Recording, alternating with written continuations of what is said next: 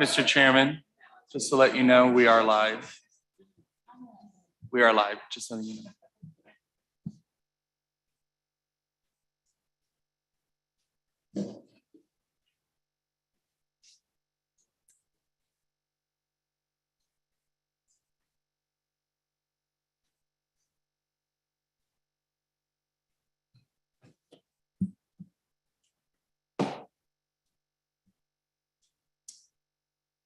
Today is Thursday, May 19th, and I'd like to call the Community Development Committee meeting to order. And right now the time is approximately 3:11. And it's customary, I'd like to have a small bow head for invocation of this time of meditation. Just remember the people in Ukraine, and also remember the family who lost their lives, the mother and two young ladies who just finished college and lost their lives during the time of Mother's Day. And that was a tragedy event. So we can keep them in our prayers, keep the families in our prayers. Thank you.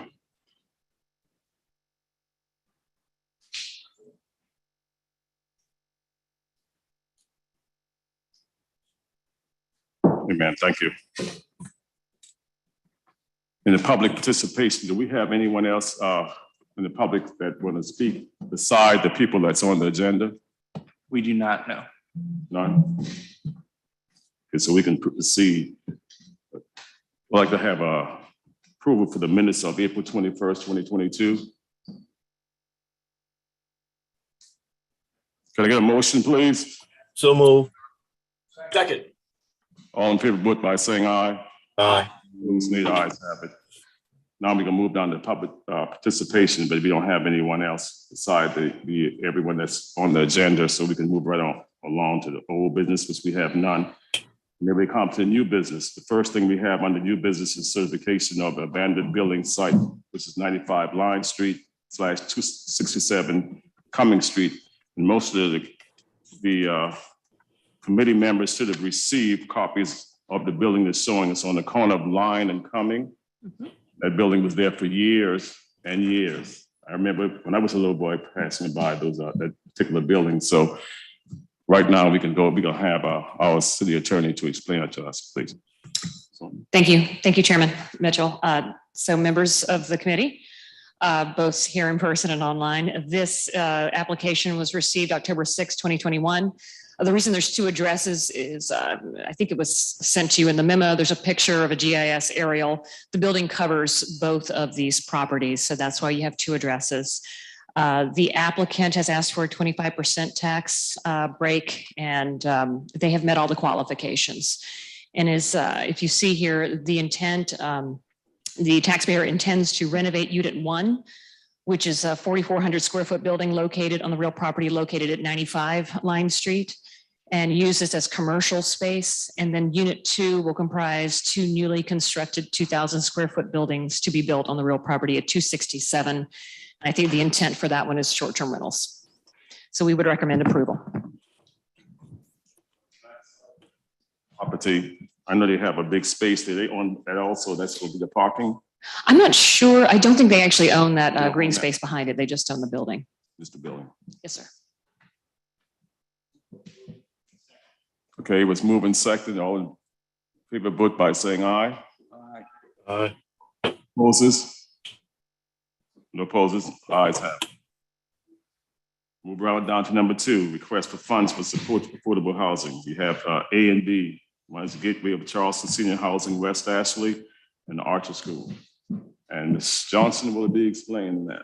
Yes, sir. Good afternoon, Councilmember Mitchell, Mayor, and members of the City Committee of City Council.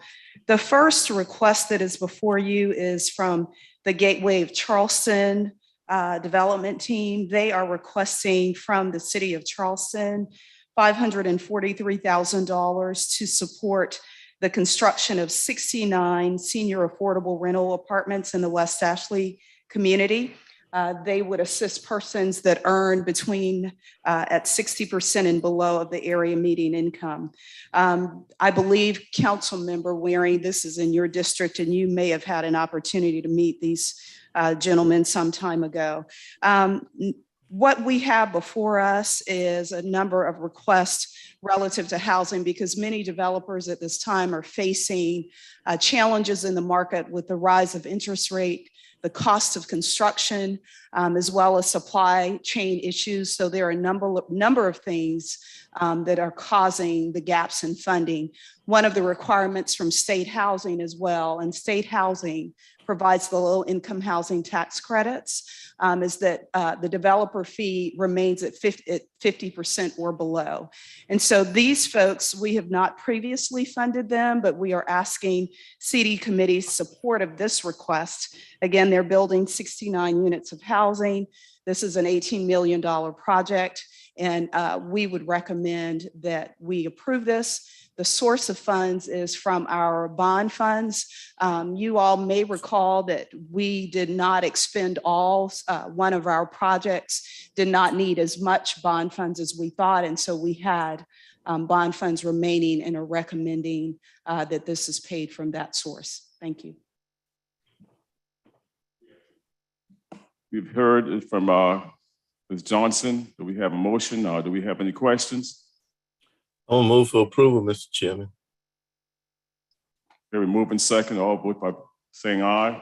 Aye. Opposing? Aye. Ayes have it. Now we'll move on to number B.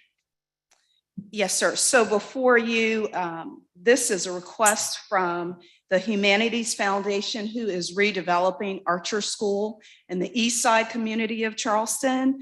And they are building 89 units. I got the nod. I wanted to say 88 for some reason.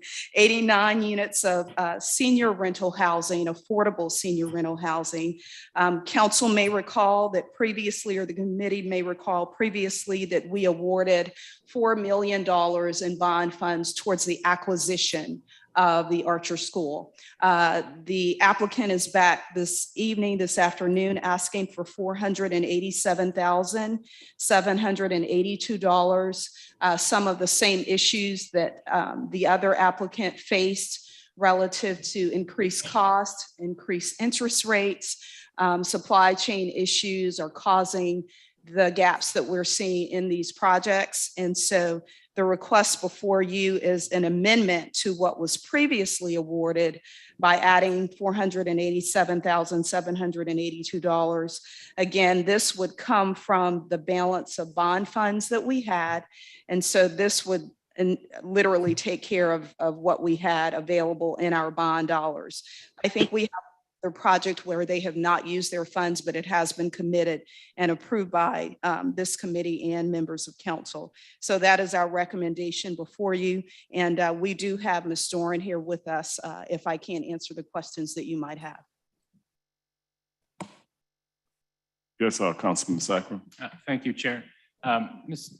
Johnson, can you just talk a little bit about what some of the cost overruns are, or was it just, cost of goods, construction? What was the rationale? All of the above, including making sure, as I indicated earlier, part of what state housing requires when they award low-income housing tax credits is ensuring that the developer fee, which is basically the developer's fee for doing the work, and that fee enables them to basically run their business. That has to be below 50% or 50% or below. And I don't recall, Tracy, where yours was. It might have been at 52 or a little bit higher. But the idea is it was higher because they were seeing increased interest rates before they could get to the closing table. And consequently, as a result of those increases in interest rates, et cetera, they were seeing this gap in the financing that they have for the project. You're welcome. Okay, before I call for the question, that's particular school is the old school Archer School is in district of representative. It was sitting there for years and years and years unoccupied. And I'm happy to see something being done with that in that particular area, to improve that area and enhance that area. And since the housing for seniors coming, I don't have a problem with the East Side community. They don't have a problem with it. So if this can be done, we can go on and improve it. I'm asking my colleagues to assist in improving that. Mr. Chairman, I move for approval. Okay, was approved. All vote by saying aye. Opposed, nay. Ayes have it. Yes, Mr. Mayor. Yes, I'm going to ask her if she want to come up and say anything. Yeah, and I would like to ask her a specific question or two. Okay. One is to please introduce her son to everyone. It's so great to have another generation of Dorans committed to building affordable housing in our city. I'm very thankful to see that. But I did want to ask where you stand on the Lease Street property as well. Thank you, Mr. Chairman, for your support, and Mayor and City Council members for the support for Archer. And before I answer your question, I do want to say, with the approval of today and City Council, we hope to close next week and have a groundbreaking shortly thereafter in June, meeting everyone's schedule. So Great. Thank you for your support. Lease Street, we decided when the state tax credit changes happened and we could not apply for our bonds to hold off for a minute and figure out exactly the best way to fund Lease Street, get Archer started. We have a little more time since we purchased the property to plan for that. And so we are working on our plan. We're also looking at the potential of utilizing Lease Street as some of the replacement housing for RAD in that area and collaborating on that. So we have a plan. We just decided to focus on Archer, which has been a very difficult development to get done. Right. So we are very pleased to be at this point. We hate to have to be back here before you today, but we're very excited about what that will do for the community, and Lease Street will be right behind it. Great, thank you. And this is Patrick Doran. He is our Director of Finance working for Humanities and James Doran Company. He's been with us 2 years, so he hasn't been able to come to in-person council meetings, or this is his first time in City Council chambers. So glad to have him here with us today. Welcome to the team. Well, I would like to say good luck to you, because I know at the beginning we tried, but it was too expensive for us, so I'm saying good luck to you, and anything I can do to further push you along, just let me know. Thank you. We move on to the next thing on the agenda, which is the Hope Center budget. And I think most of the council members have received some information that was sent to you by Ms. Johnson. And you can look over it, and she's going to explain to us now. Thank you. Yes, sir. So what is before City Committee tonight is, first of all, an amendment to our lease agreement. And I may not have sent this in our packet, but you will certainly see it in your City Council packet, which our Clerk of Council's office have sent out. We initiated and executed a lease agreement back in May of 2018. And so what we're asking council for at this point is an amendment, or City Committee and then council, and an amendment to the lease agreement, which basically allows us to extend our time in the building located at 529 Meeting Street. And that is where we will have what we refer to as a Hope Center. Previously, the Navigation Center was there, and it provides through staff and a partnership with various providers in our community services to those who are homeless and those who are at risk of homelessness. And so again, what is before you today is an amendment to that lease agreement, extending it through the first quarter of 2023. And then, of course, if we're not prepared at that point, we will have to go back to the owners of this building, who are referred to as KQC Investors LLC, to negotiate an extended time frame in the lease. In addition to that, we have before you a budget in the amount of $155,494. That budget reflects what is needed to provide initial maintenance to that building, as well as get it operationally sound in order for our team and members, our collaborative partners in the community, to operate and provide services out of that building. Based on a request from our CFO, she asked us to do 7 months. So what this budget reflects is some one-time costs, and then the cost for the next 7 months. And then we'll deal with 2023 accordingly. So I can answer any questions that you might have. Mr. Chairman, Yes, I move for approval. It was moved in second. Any questions? All in favor, vote by saying aye. Aye. Opposes, no. Ayes have it. So that's approved. So we'll move on to item number 4. funding support, future affordable housing. That's on the back page.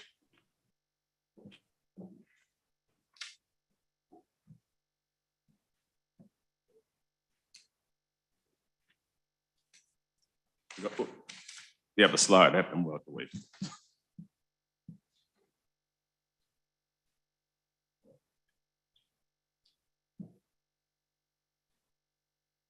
So thank you, Chair Mitchell. For this presentation, we'll be discussing funding for affordable housing and the challenges that we're facing as we seek to address this important need in the city. So we'll speak through some background, discuss the current state of funding assistance we are providing, look at projections over the next 5 years, and consider a few potential tools to better address this need. Now, as you've heard numerous times, our city plan released last year found the need for an additional 16,000 affordable housing units to be created to address affordability gaps by the year 2030.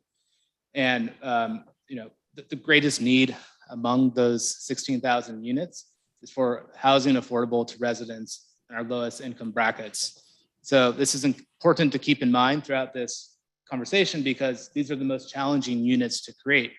The lower the income level that is targeted requires a greater level of subsidy in order to make a project financially feasible. Moreover, when we speak about the creation of affordable housing in Charleston, it is typically created when the city is involved in one fashion or the other, whether that's by providing funding, providing the land to a project, or due to zoning incentives or agreements with the developer. If you look at the pie chart on the right, which comes from our new affordable housing dashboard, which we shared with you last month, you can see how much progress we've made thus far. We have 852 units that are active in the development process and will be finishing over the next few years, which, as you can see, with that 852 units, that brings us down from 16,351 to a need of 15,499.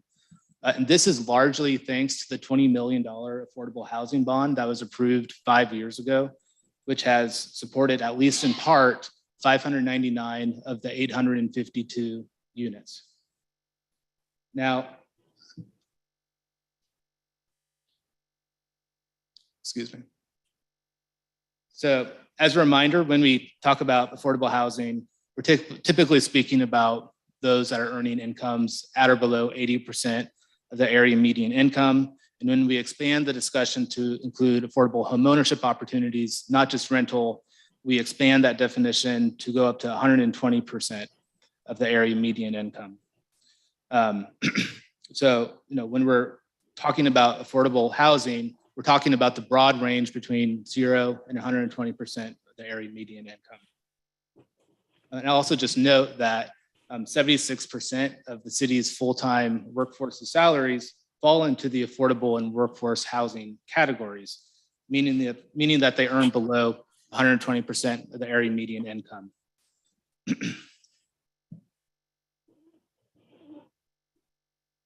So, as you know, the city plays a critical role in addressing the need for affordable housing in our city. And the nature of affordable housing, again, where rents are restricted and thus cash flows are limited, means that gap financing is required from local government to make an affordable housing development pencil out. This is especially true in Charleston, where land prices are so high. As such, the Department of Housing and Community Development utilizes any funding source we can get our hands on to facilitate these new housing opportunities. These funds are used to utilized to pursue development opportunities, provide gap financing on a project, and to acquire land for affordable housing. So we wanted to give you a sense of what that support has looked like recently. So we looked at our 7 most recent developments that we've supported. And on average, for these 7 developments, our contribution to facilitate 1 new unit of affordable housing has been $59,000. As you know, and was just discussed earlier, there have been increasing costs of construction and land prices. So that number is up from under $40,000 even less than a year ago. So this chart gives a breakdown of how we have provided that support, showing the project name, location, total contribution, funding sources, number of units, and the amount of funding per unit facilitated. All of these projects are low-income housing tax credit developments, which is, for those unfamiliar, the major way affordable housing is financed throughout the country. And the 2 projects we just approved funding for are both low-income housing tax credit projects. So, sure. So those 2 were Archer, and actually Gateway isn't on this list. So as you can see, a number of these projects have utilized multiple funding sources to make the project work. And just to use one project as an example, the first one on the list, Low-Line Housing, they've utilized fee in lieu for us to acquire the property, have utilized bond funds to provide the gap financing on the deal, and have utilized TIF funds out of the Cooper River Bridge TIF district to support the infrastructure on the project. So we're also, and this was just discussed earlier, we're experiencing an extraordinary increase in the need for additional funding of late. In the last 2 months alone, 8 developments who we believed were fully funded have expressed the need for additional funding. These increases get back to the growing cost of construction, but it also speaks to the lengthy and challenging review process that we have, where developments have added costs due to various reviews that are adding hundreds of thousands of dollars to their project in staff time, materials, and land carrying costs. So of the 8 developments that have approached us, we've thus far made recommendations to approve 4 developments for additional funds totaling $3.5 million. One development decided that it didn't make sense for them in terms of their capital stack, would create some additional issues, so they didn't pursue the funds any further. And then 3 developments remain whose requests exceed over $3 million, and we're working through those now. So now that we've talked through some of the background and information on how the city has facilitated affordable housing development, next I want to look at some projections over the next 5 years to show how we may be able to continue to support this priority of the city. So we've projected funding availability with our existing funding sources over the next 5 years, projected the number of units that may be facilitated with these projected funding sources. And just to be clear, these are estimates. We're using assumptions and projecting these numbers out. And I'll also just note that in the calculations, we're assuming that the rate of increase on cost of construction will eventually begin to slow down. So it might be a little bit hard to see in the room here, but this chart provides the 5-year projections for our existing funding sources based off of our previous funding amounts, some assumptions that we've made, and estimates going forward. And I won't speak through all the numbers because it'll take a while. But want to note in the upper left-hand corner, the fee in lieu from our mixed-use workforce housing zoning. So the fee in lieu, outside of the bond that was approved in 2017, has been the major funding source for us to be able to facilitate affordable housing in the city of Charleston. We're using it to support land acquisition. We're using it for gap financing and just in general pursuing home ownership projects in the city. And working with our planning department, we projected what may be available to the city based off of proposed and potential rezonings within the MU. Looking at their gross square footage and when the projects may reach the certificate of occupancy when the fee is paid. And also just note that over time, the MU rezonings are going to start slowing up as the district gets redeveloped. And we've also made changes to the fee in lieu calculation with the goal that developments will actually start to include affordable units on site rather than just pay the fee. Also want to note, I did miss one other funding source on the spreadsheet. I got the numbers yesterday, but our accommodations overlay has a fee attached to it. And so we're expecting by 2026 an additional $880,000. So that's included in the next slide, but just want to mention that.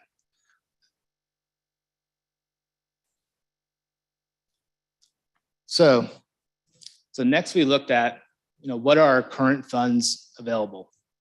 We subtracted out our standing commitments to projects, and we find that our current available funding is $3.2 million. And as we shared earlier, looking at what it costs to support one project, this amount is maybe not enough to support one sizable affordable rental development in the city.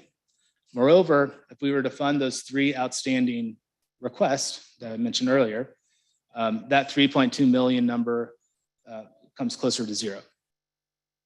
So moving down, we're taking all that information from the previous slide, all of the projections, and adding it up. And so with existing funding sources, we're expecting roughly 26 million in additional funds to become available over the next 5 years, bringing us to a total of approximately $29 million when you're factoring in our current funds that are available.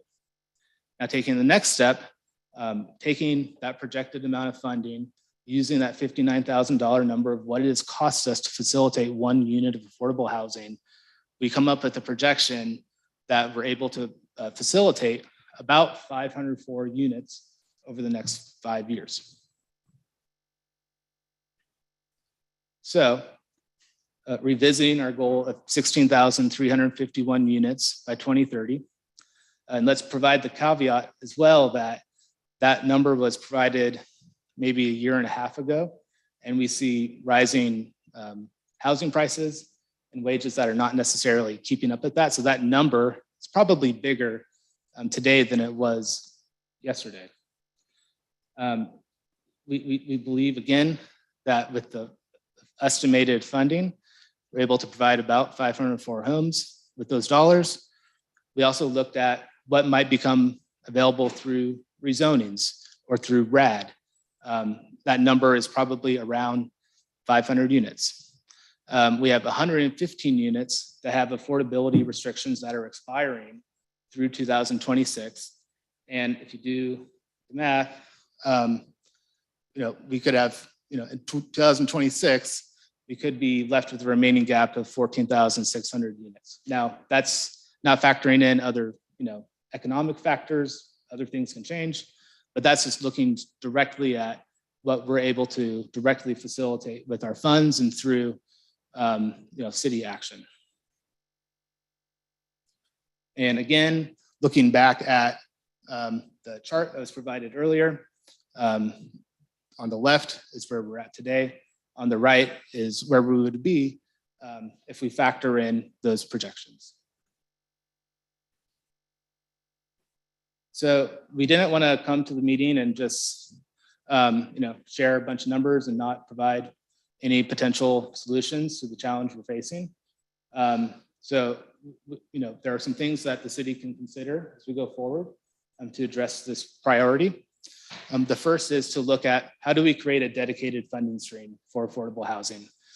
Because the fact of the matter is there really isn't one that exists now, because the fee in lieu has been a very important source for us as we're facilitating these units, but it's not a permanent source for us, right? We can't depend on it. And the other issue is we're unable to effectively plan with our dollars because it's totally dependent on rezonings. It's totally dependent on when the certificate of occupancy is filed. And again, we're hopeful that developments will include units on site rather than pay the fee in lieu. So you all, who set the city budget are smarter than I am about the different tools that you have to create a dedicated funding stream. But this is something that would allow more effective use of dollars, better planning, and provide more certainty that going forward, that affordable housing is viable in Charleston.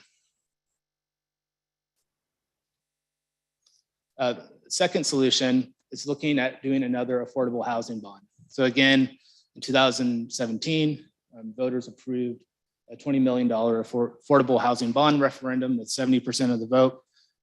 That has, again, produced about 600 units and has leveraged $107 million in outside financing to enable those projects to go forward. So that's another option to consider.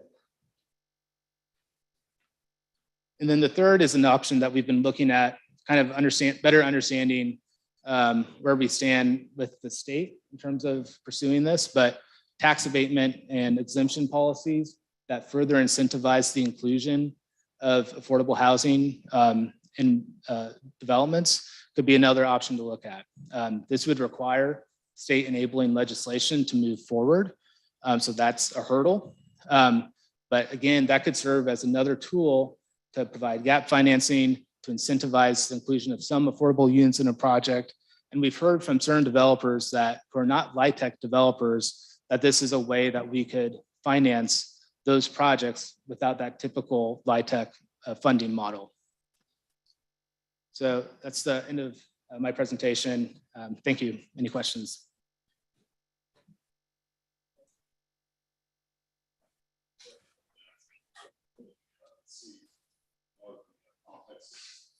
Complexes receive the state funding.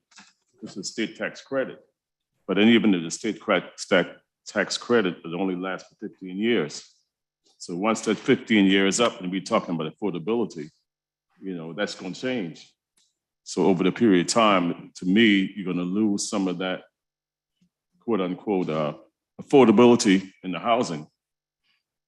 I don't know the answer to that, but I was looking at that for years and seeing that happen. And I saw it happen in a lot of the senior housing, which last year, year before last, when that happened, and they had to go to the market rate. And a lot of seniors lost their homes, apartments, so to speak, because of that. Yeah. So when we are looking at creating all these affordable housing, and a lot of the people receiving this state tax credit, and after 15 years, it's not affordable anymore.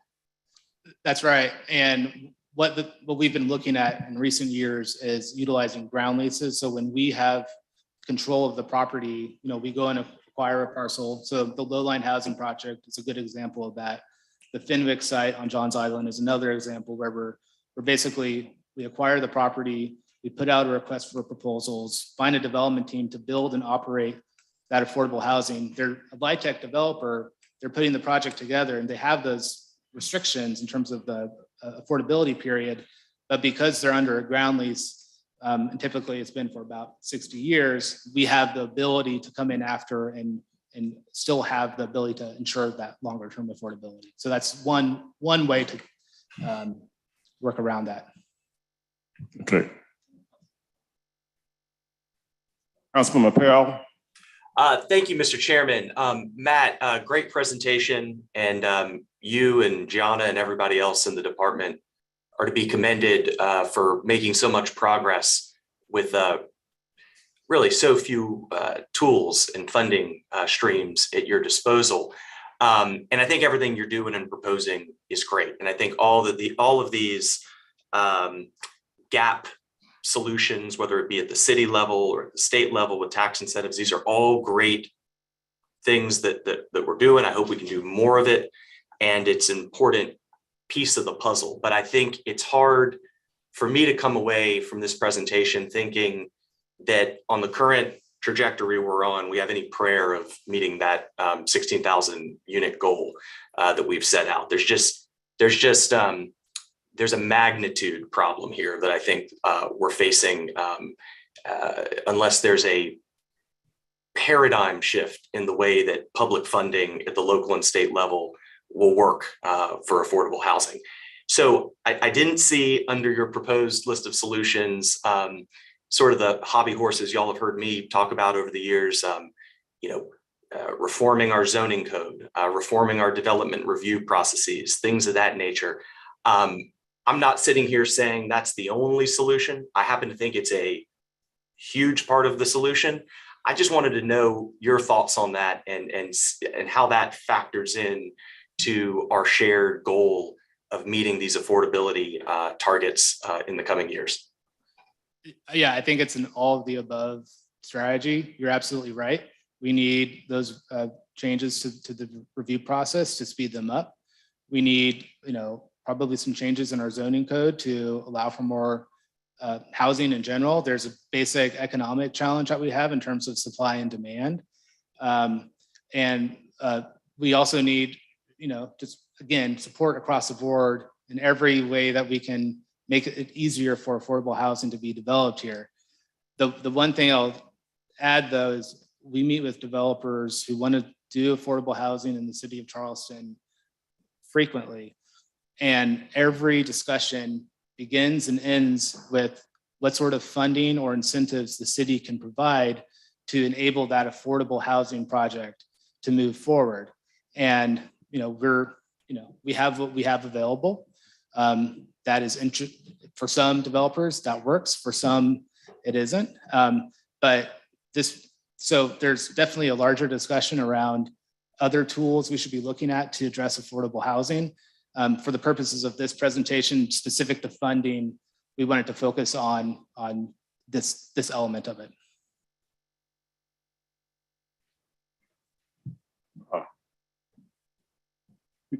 You have the question answered, Councilman Pell?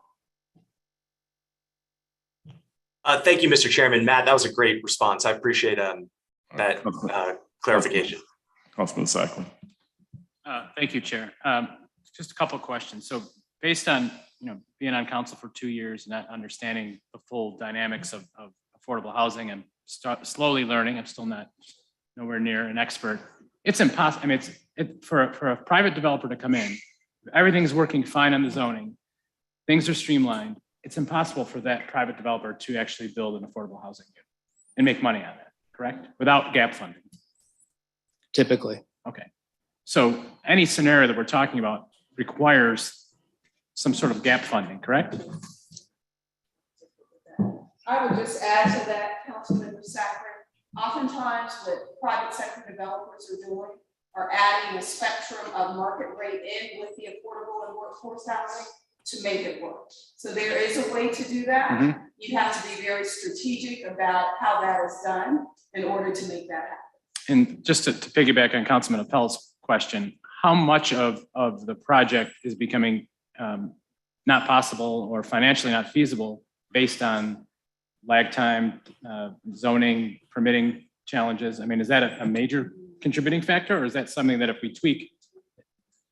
So at this point, maybe one or two, because our goal is always to find a way. It's what we have before you today. But there are some, one that comes to mind in particular, another development that would have occurred West Ashley that they decided to opt out of because of our extended review times and the current costs that folks are facing in the market. So we haven't seen many, but there are some that are being looked at, and either because they're challenged with stormwater requirements or that long-term review process, they have backed out. Like only two we've seen Okay. in the last 8 months or so.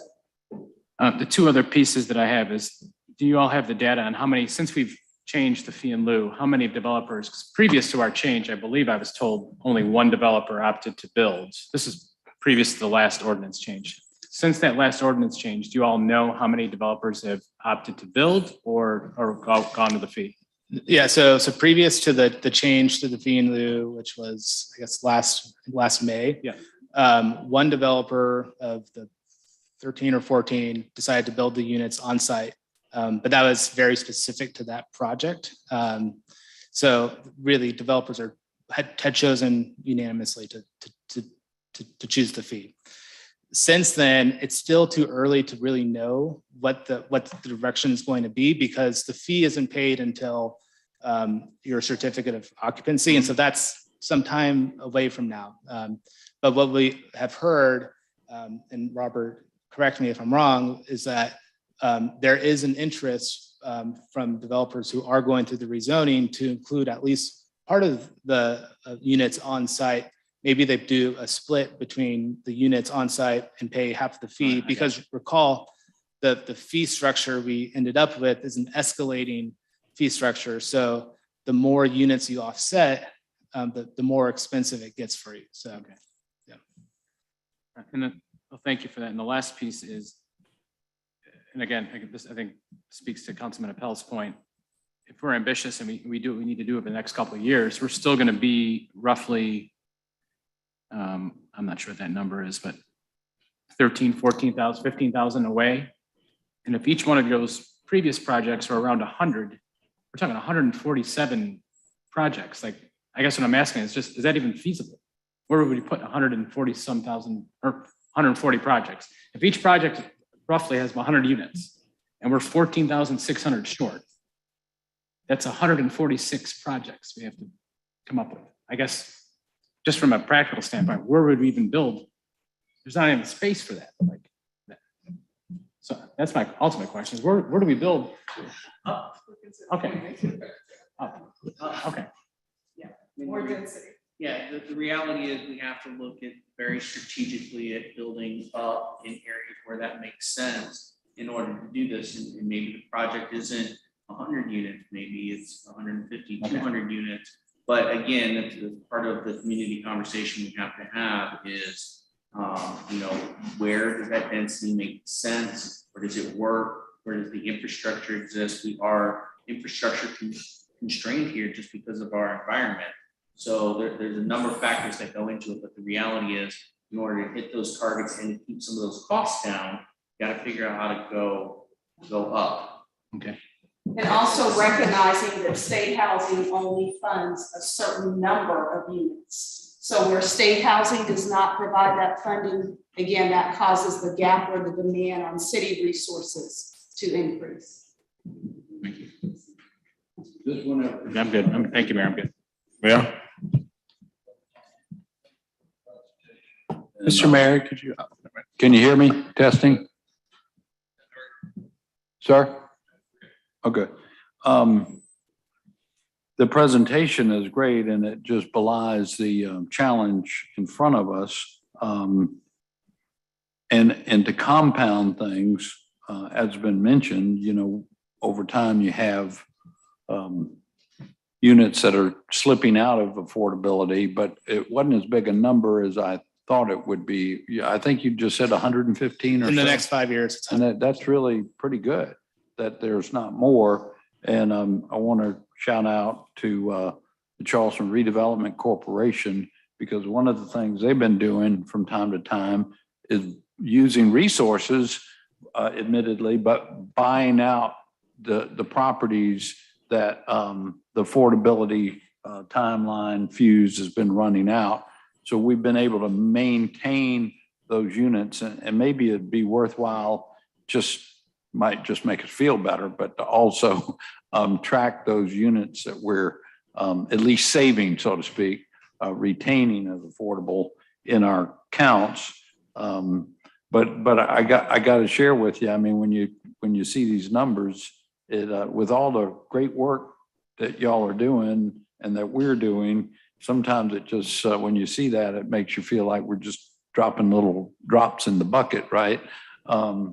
So one good thing on the horizon is that the county plans to put on the ballot this November another referendum asking countywide for citizens to approve 2 mills for affordable housing. And they've been working on their plans for what they would do with that funding. Don't forget, we are in the county of Charleston. So we certainly hope to partner with them on some of those projects. It will generate about $8 million a year countywide, admittedly, but still, every dollar that we can marshal towards affordability in our county and our region is important. I like the term that Matt used. Any money we can get our hands on.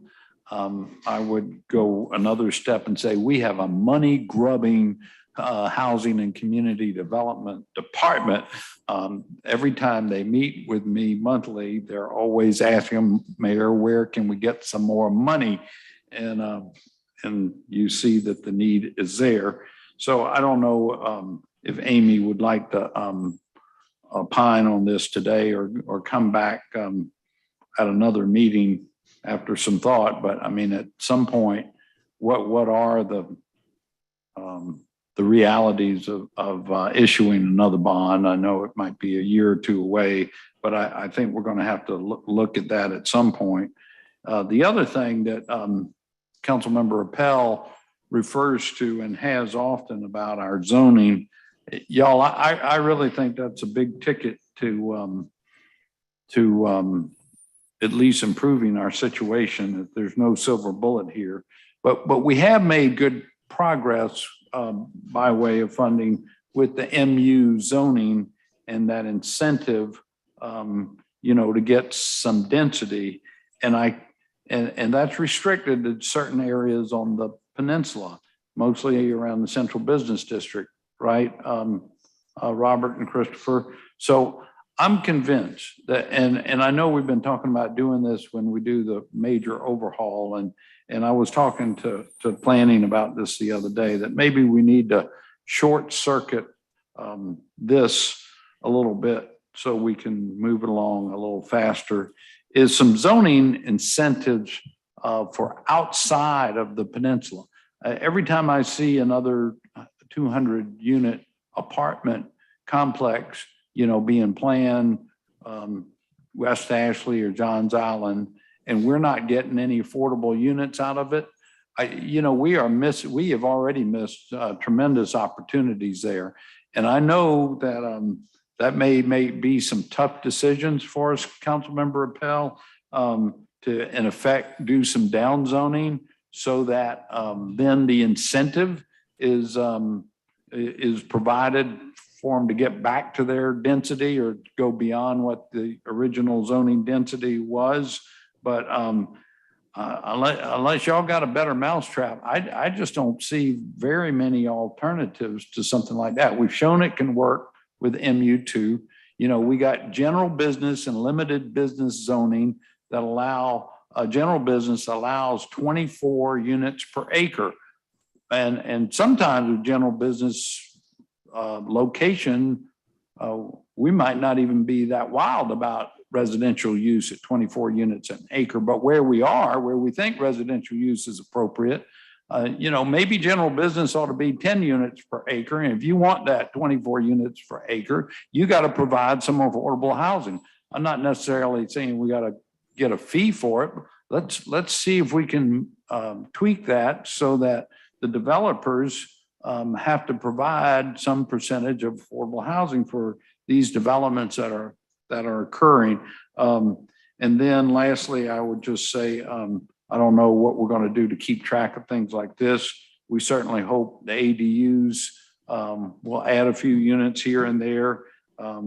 The fee in lieu with the different structure hopefully will provide some units provided on site. Admittedly, that take away from our fee, but That's okay at this point. We just want units produced. So anyway, I throw all that out for discussion and for everybody to think about. Thank you.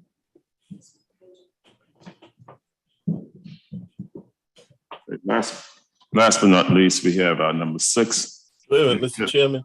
Oh, I didn't see. Okay, thank you. Councilman Waring?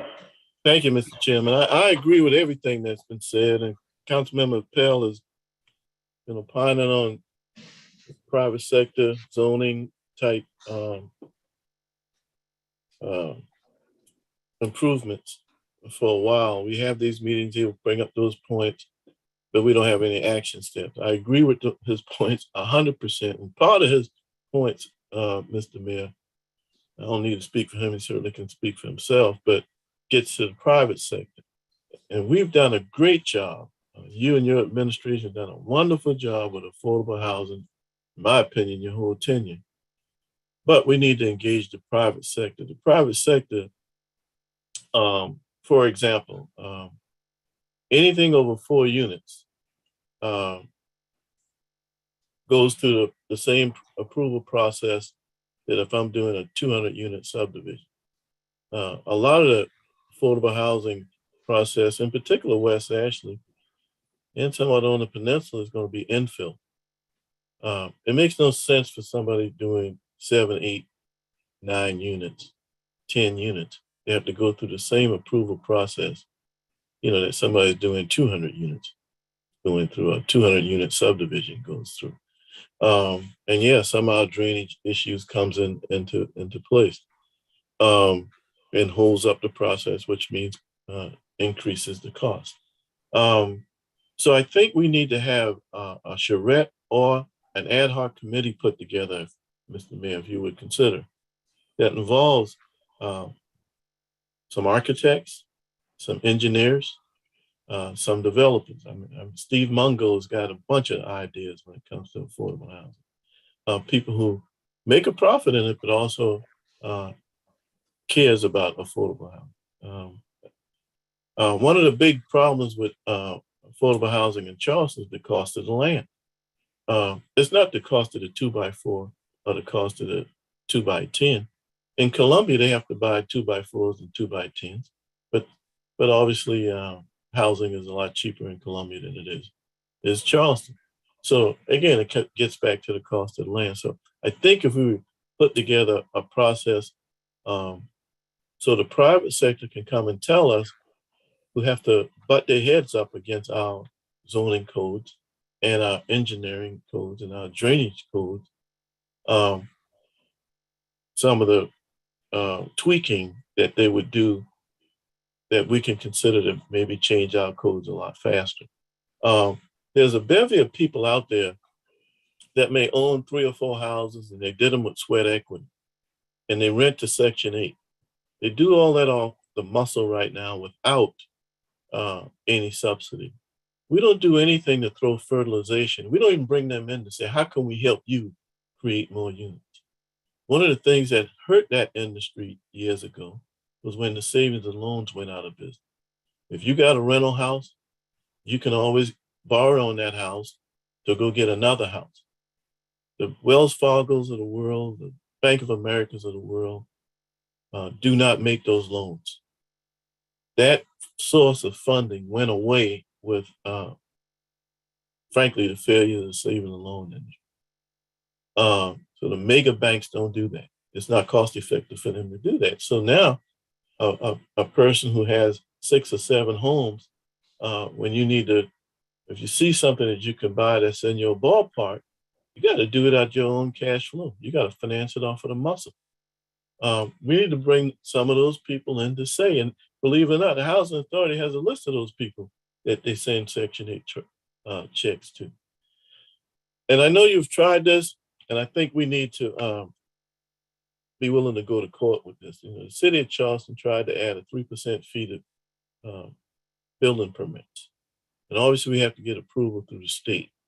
I actually think the home body law of home rule, out of my pay grade, but why can't home rule allow us to be able to set the fee on the city's building permit?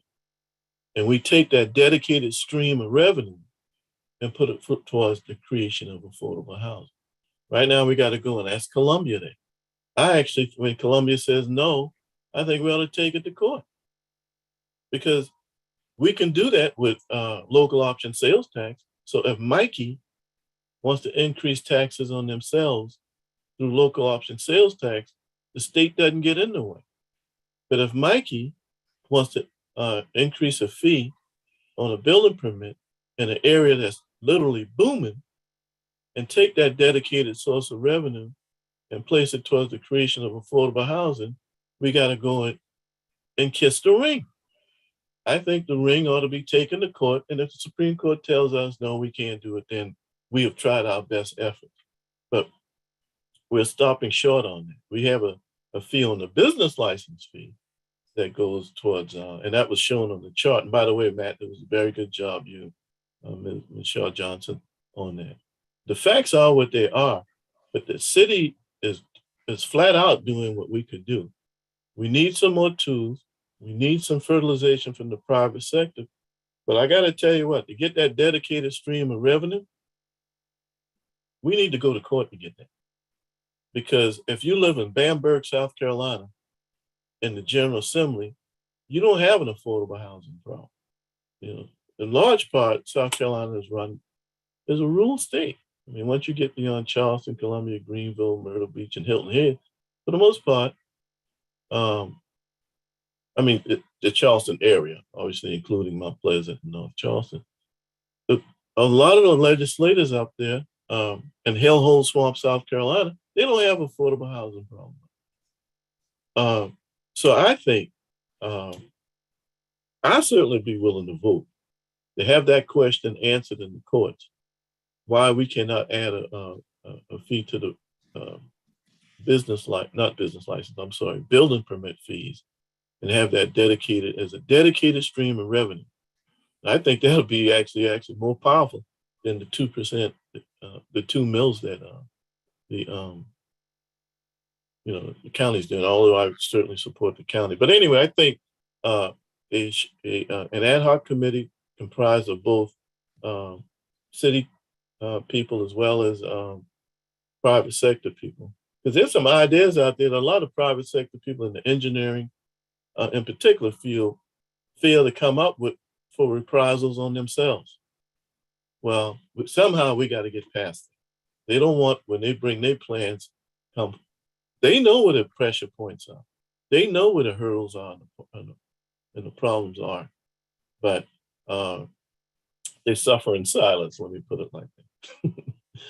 So I think the piece with the 3% that I know you've tried about, Mr. Mayor, when the answers come back no, I think we ought to test that one in court.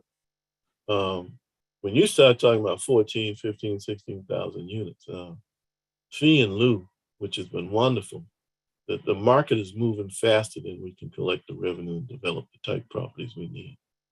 Anyway, so I would hope the ad hoc committee, just as we've done with short-term rental, hopefully we can do with coming up with a bevy of ideas through zoning that Councilman Appel has been the watchman on the wall on that, saying that we should do, as well as in particular from an engineering standpoint, maybe even an architectural standpoint, and from a developer standpoint.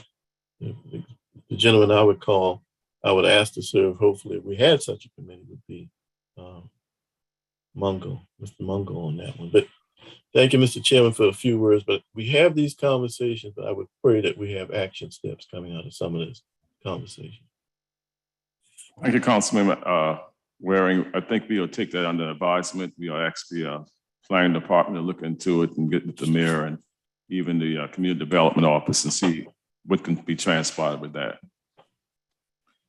Moving on to number 5, I think it is, BAR, Board of Architects Review or Discussion, requested by Council Member Zachary. Okay, Tori.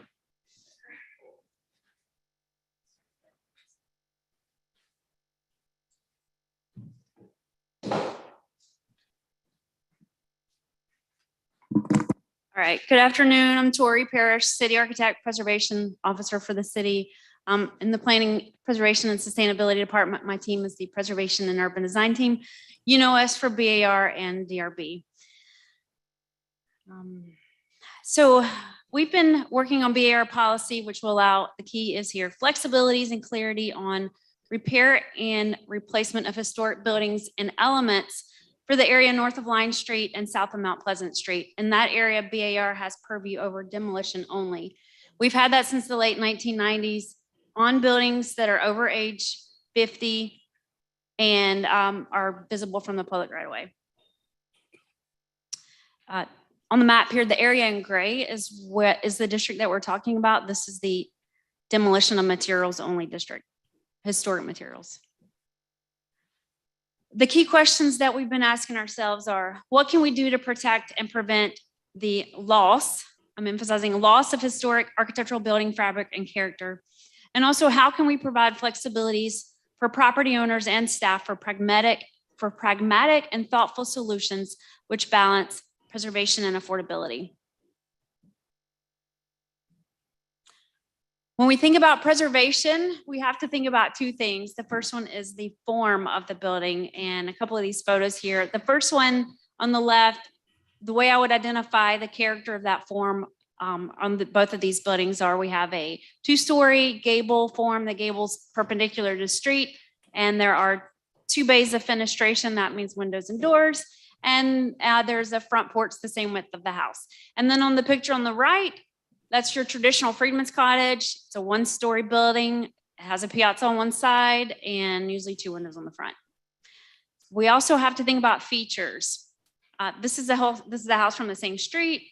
And the way I would identify the character defining features on this house are the brick column bases, the wooden windows that have grid, the wooden railing with the specialty detail, the tapered columns that have siding, wood siding, brick chimney, and open soffits.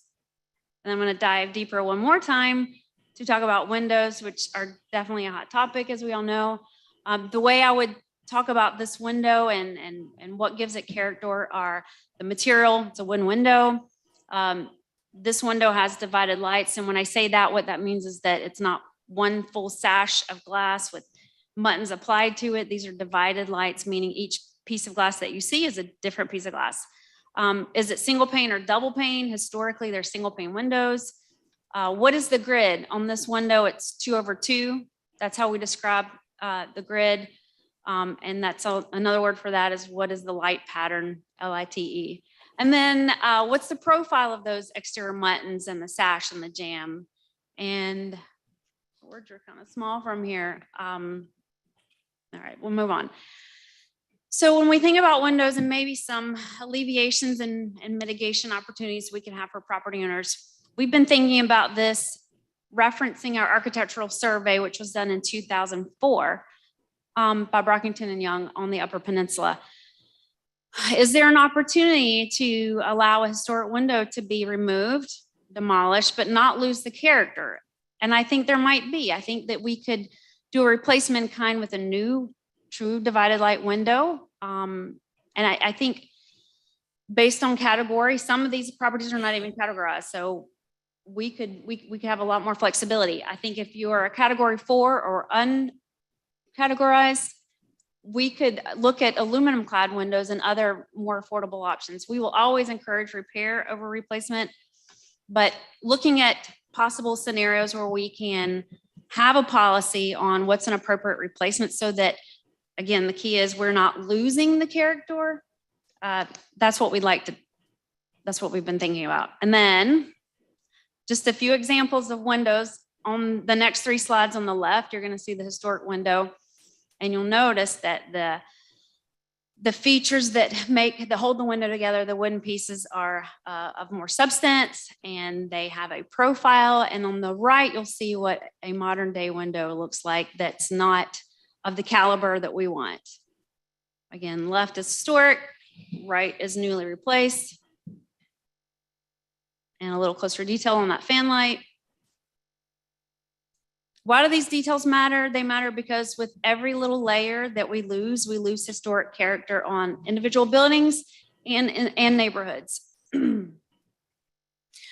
So the policy statement that we're looking at will do the following. It will outline materials that are appropriate replacements in lieu of repairing and restoring character defining features. It will provide clarity on appropriate materials, which would not lead to a loss of the character defining element. It would help to explain BAR's work in this area.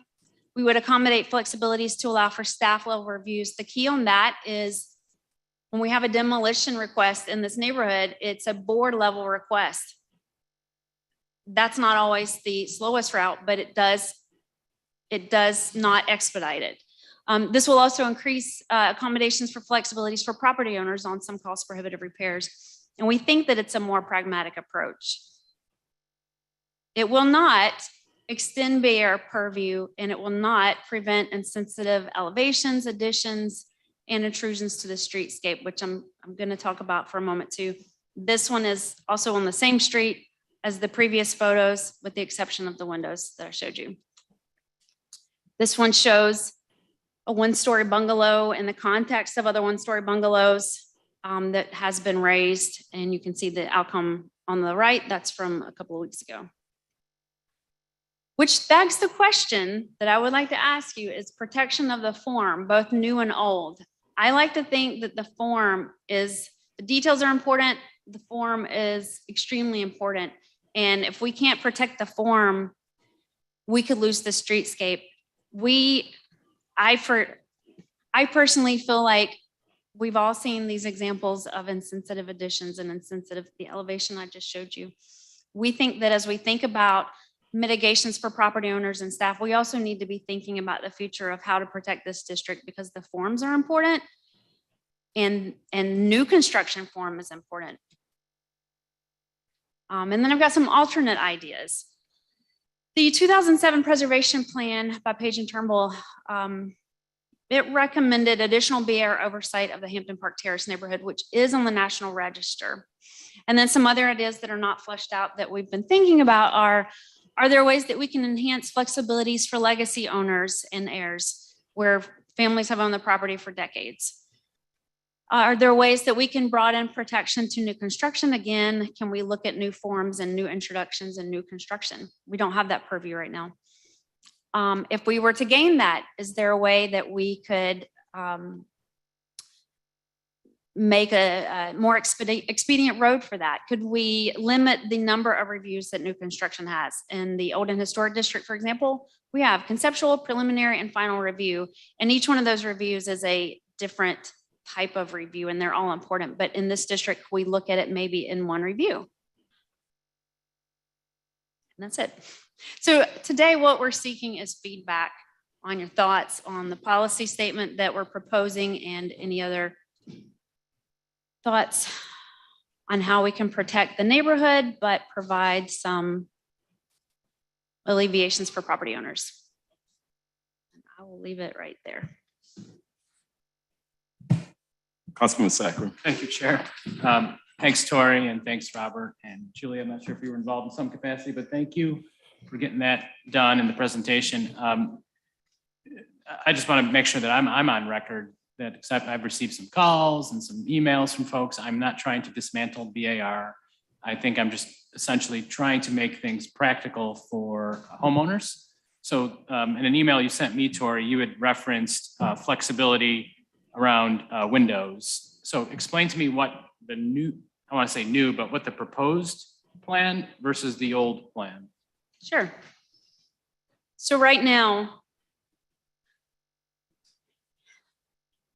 anything that will be demolished in this district, it comes to BAR. And the BAR reviews it with no information typically about what the replacement is. And they're scared of this. I mean, we all are. I'm scared of that. With the policy, we can provide guidance on what these appropriate replacements could be. And if we know enough about the project that's, those, and I'll get to that list. We know what this replacement is. We could review that by not taking it to the board. This is a staff level where we could do as easily as someone coming in the permit center. Hey, I'm going to replace my windows with this.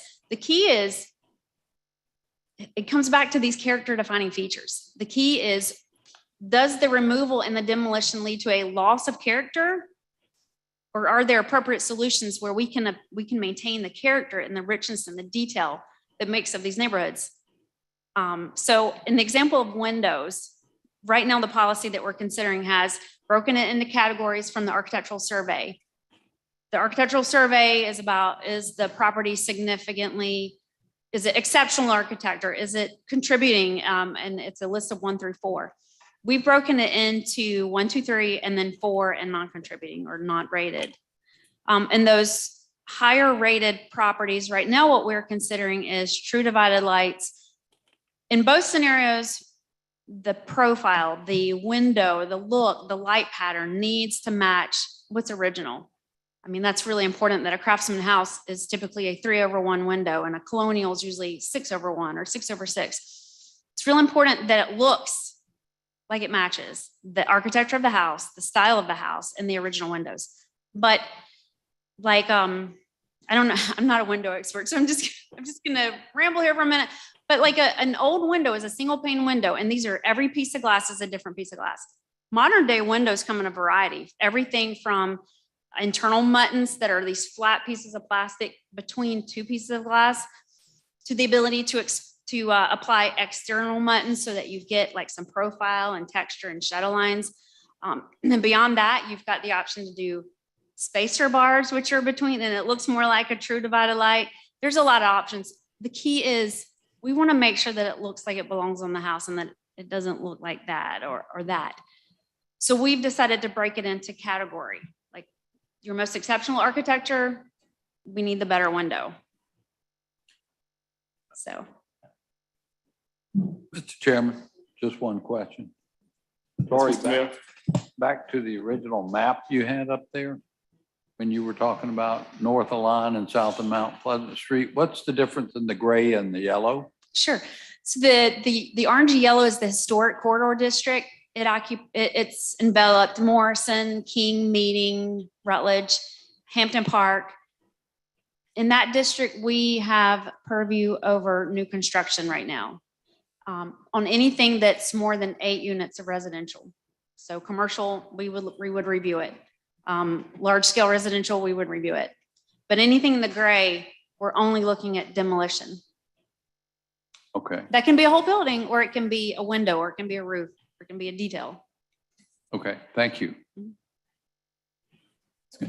Thank you, Chair. It's going to be a few minutes, so I still don't feel like my question was answered. I just want to share with Councilman Appel and Waring and anyone else that's listening. The reason I brought this up almost a year ago was I had constituents reach out to me that maybe we'll call them legacy owners that had lived in a home for 30, 40 years, were trying to repair the house, whether it was roof or windows, went through the process. Now that's not counting the folks that do not go through the process and do it, in the dark of night and put those garish windows on their place, and we have no way to do anything.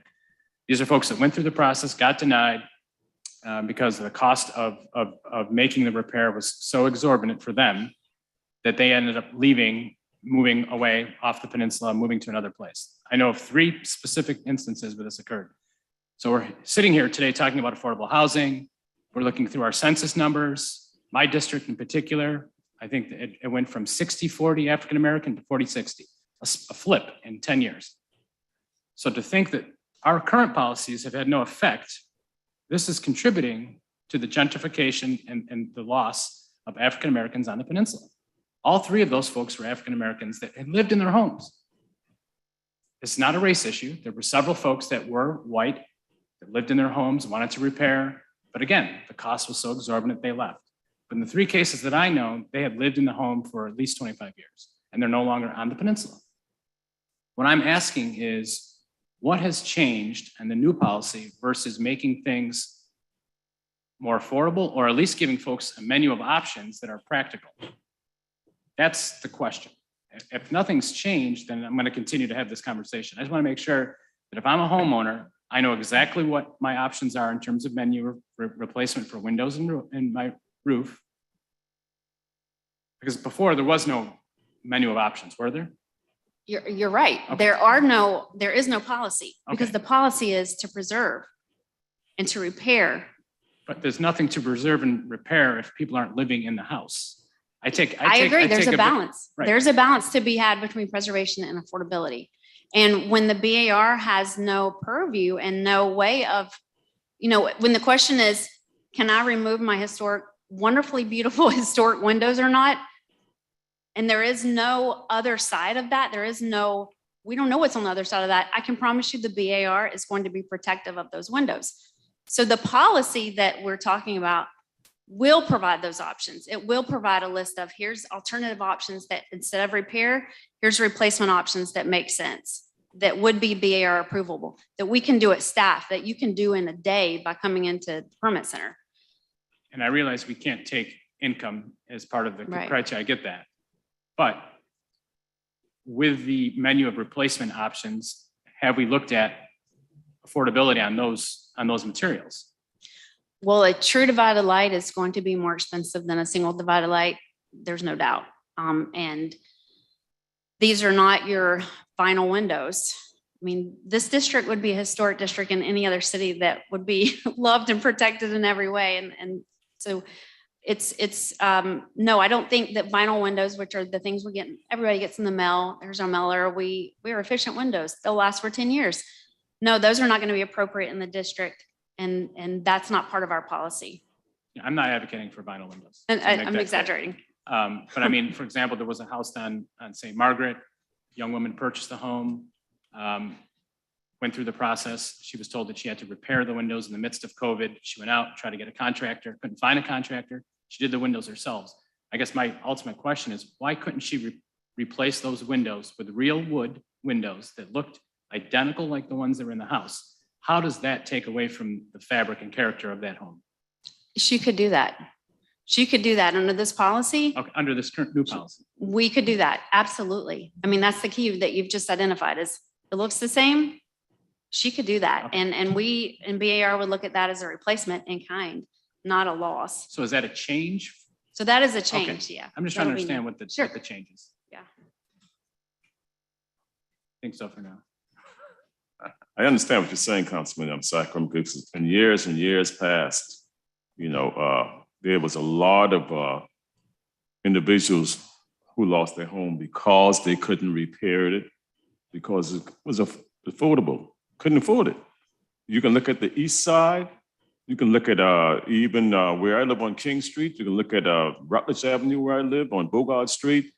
They were all people of color that lost their home because they could not afford to repair the home back like it was because they said it was historical. I don't have a problem with historical, but I feel when a person is keeping their houses up and they struggle to get those homes back when, and you can have it 30, 40, 50 years, and all of a sudden in a couple of months you can lose the home. I had a problem with that ever since I've been on council. And that happened. And I mean, you're bringing this up now, but it happened years and years and years ago. And sometime an aspect is still happening right now because affordability, you can't afford it. You see, you got to put it back like it was. You got to put this back. You got to put this. They can't afford it. You see, and I don't know the answer to it because even before the BR came down in that particular area that you're talking about, because it wasn't there all the time. Even when I got on council, we were holding it back before it expanded, if you may. And that's why we were holding it back, because we know what was going to happen to some individuals. And we still seeing it today that some people who have it, just right now in the house I live in, my house was built way back when. So it's considered historical too. I have to put it back like it was and things like that. But it's tough. It'll be tough for an individual, a senior citizen, an elderly person who bought this house and to only get a minimum of income of just Social Security. They would not be able to do it. So I don't know, there's no funding source for them to assist them. I haven't seen one yet. And those are the things that's happening. And I don't know what the solution is for it. Thank you. Is there any other questions? I do. I've got another question. Thank you, Chair. And Councilmember Appel has his hand up as well. So go ahead. I'm sorry, Councilman Appel, go ahead. I'm sorry, Chair. Councilman Appel? Thank you, Mr. Chairman. And I just got to say before I start, Chairman, I think you really hit the nail on the head with your comments just now, and Jason, certainly you as well. And this is exactly what I've been talking about. And what I was talking about a minute ago on our last agenda item is that our very, very, very well-intentioned zoning and architectural review regulations and procedures have had adverse impacts for years on other values we hold. And ultimately, at the end of the day, we have to recognize this. Historic preservation is an extraordinarily important value for the city of Charleston. Obviously, it's our calling card. It's what makes us different and makes us exceptional. But it's just a value. It's one of many values. We also have a value around affordable housing. We have a value around not seeing further gentrification, which, as Councilman Saccharin has mentioned this afternoon, is on rocket fuel right now in the city of Charleston. Look at our census data. We'll be talking about this soon when we talk about redistricting. Environmental issues, things about energy efficient windows and things of that nature. There are a lot of values we hold dear in this city that are in conflict with our current BAR policies and procedures. This slide up on the screen right now, these different shaded areas and these different zones where there's different regulatory approaches, this is not, a law of nature. This is not E equals MC squared. This is a decision that some of our predecessors decided was a good idea at the time. All of this is up for review periodically and should be up for review periodically to make sure we're striking the right balance among all of those competing interest groups. Decades ago, perhaps when some of these ideas and concepts were ensconced into our regulatory procedures, maybe the council back at that time didn't really care about some of those values or didn't care about them in the way that we care about them today. So it requires a critical examination and a tough examination about some of these assumptions that we have. Is south of Broad and north of Line Street the same thing? I don't think it is at all. That's my personal opinion. I frankly don't. And again, we're getting into subjectivity and different people's opinions, and I want to be very clear. I respect everybody's opinion. Brian Turner, if you're watching, I respect your opinion, your organization. Winslow Hasty, got nothing but love for you and the HCF. But I don't really think it's that big of a deal whose window looks like this versus that in Wagner Terrace. The world will not stop spinning if somebody puts in a window of their choice in their home. Okay, I'm just using one example. My neighborhood, Burns Downs. It's not multiple centuries old, but these homes were built in the 1940s. There is no BAR jurisdiction in Burns Downs. There is no DRB jurisdiction in Burns Downs. There's no private homeowners association in Burns Downs. Drive through my neighborhood sometime. Look at the homes in my neighborhood. The vast majority of them look great. They're beautiful homes. One just sold for $1.2 million. Okay, people are not foolish about what they do with their property. People want their property to look good. People want their property to maintain value. So I think that we have to have a very critical examination of what our policies and priorities are when it comes to BAR, because I can tell you this, if you're a rich lawyer that has connections and knows architects and has a nice bankroll, you got no problem with this stuff, right? You'll pick up the phone, call a land use zoning attorney like me, call up LS3P or some other outstanding architectural firm. You're going to breeze right through this process. People have connections with the BAR members. Everybody will know what to do, how to make things happen. If you're, let's say, an African-American family that maybe owns the property in question in Ayers property, and you're already dealing with those challenges. Okay, we'll get to that in the next topic. You're doomed. And this is where Councilman Mitchell was so accurately hitting the nail on the head. You're doomed. Our BAR regulations have been a accelerator of gentrification on the peninsula, and that's a fact. And that's a serious thing that we have to take into account. And I want to be clear, I'm not hating on the BAR. I'm not hating on historic preservation. Again, I want to reiterate, it's very, very important. but we have to come up with some other approaches here, because it's not just a race issue, it's a normal person issue.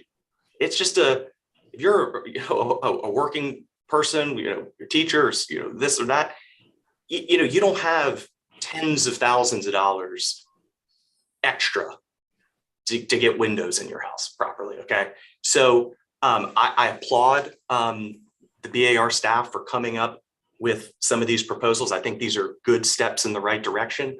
But I think we might need to be a little bit more critical about some of our policies that are in place and really start to evaluate what our priorities are here. And again, I'm not a council member on the peninsula. I will defer to the folks that represent these parts of the city and their neighborhood associations and their constituencies. But this is a prime example of how good intention regulations that's been on the books for years can have adverse effects on very important policy goals that we hold near and dear. And we got to make sure we're striking the right balance. So thank you for indulging me on that point. Thank you. Thank you, Councilmember. I think Councilman Sack, you have another question. Go ahead, Tori. Yeah. Okay. Just a couple of thoughts I'd like to address. We want everyone to stay in their house. That is a very sensitive topic. We don't want anybody to feel gentrified. In light of how we look at repairs, there is, within that policy statement that we're proposing, there is the ability to think about it. If we can lighten the repair, but keep it appropriate, then we have, for an example, in a roof, we protected the house underneath the roof. So there's ways to look at the fact that we're preserving it in light of some of these additional repairs. And I would also, with all due respect, like to address the comment about gentrification on the peninsula. It's not my specialty, but I think, yes, BAR policy can sometimes be a challenge. I don't think it's the culprit behind gentrification on the peninsula. There are new studies and there have been real life examples of how protected historic districts have prevented gentrification. And I'd be happy to pull those. I don't have any of it with me, but I don't think it is the culprit on gentrification, but it is definitely a real issue for sure. Councilman Sacra. Thank you, Chair. Tori, I think this is I think this first step strikes the right balance. I think Councilman Appel has made some good points, and I probably align myself with more of those points, but I'm not willing to go there yet. I think I want to see how this pans out, hear from some of the constituents. Councilman Appel made some other good points that I didn't even share today. The process itself. That itself has been an inhibitor of people just checking out, saying I'm going to move. The cost, and this happens with our commercial businesses as well. It's very similar, even though it's not BAR. You've got to hire an architect. You have to have the connections to understand how to navigate the process. That's a lot, and we're going to hear about Ayers property challenges, and I'm willing to bet that some of those challenges are very similar and salient to some of the things we're hearing here. So to suggest that our policies have not aided in gentrification, you're not speaking to constituents. I'm not reading theories and I'm not reading research. I'm talking to real constituents that have left the peninsula. You can't trump that with anything else. Those are real folks that lived on the peninsula and left because of a policy that we have on the books. So if there's a way for us to change it, to tweak it, to still maintain the historic fabric on the peninsula, I want to support that. But I really do feel like we need to do something to acknowledge that not everyone can go through this process, that it is painstaking, that it is not sometimes cost prohibitive to do it, and people leave. So I just want to make sure that the policy that we move towards, or at least the change, creates a situation where my constituents feel like we have listened to them and been being practical. And at the end of the day, I measure a community not by the buildings, but by the people that live in it. That really should be our value. To Councilman Appel's point, it seems like we've got competing values. Thank you. Thank you. So Councilmember Mitchell and mayors of the committee, I wanted to remind you that there are rehab or preservation funds that we manage in the Department of Housing and Community Development that will help residents who qualify. Naturally, there are processes and requirements associated with the funding because it is granted to the city through the Department of Housing and Urban Development. But literally, those dollars are there to help with preservation and rehab of housing. More recently, Historic Charleston Foundation, April Wood is here this evening, along with the Charleston Redevelopment Corporation, have also established what is called the Common Cause Loan Fund. Literally, that is specifically to help mitigate folk moving and having to leave their homes.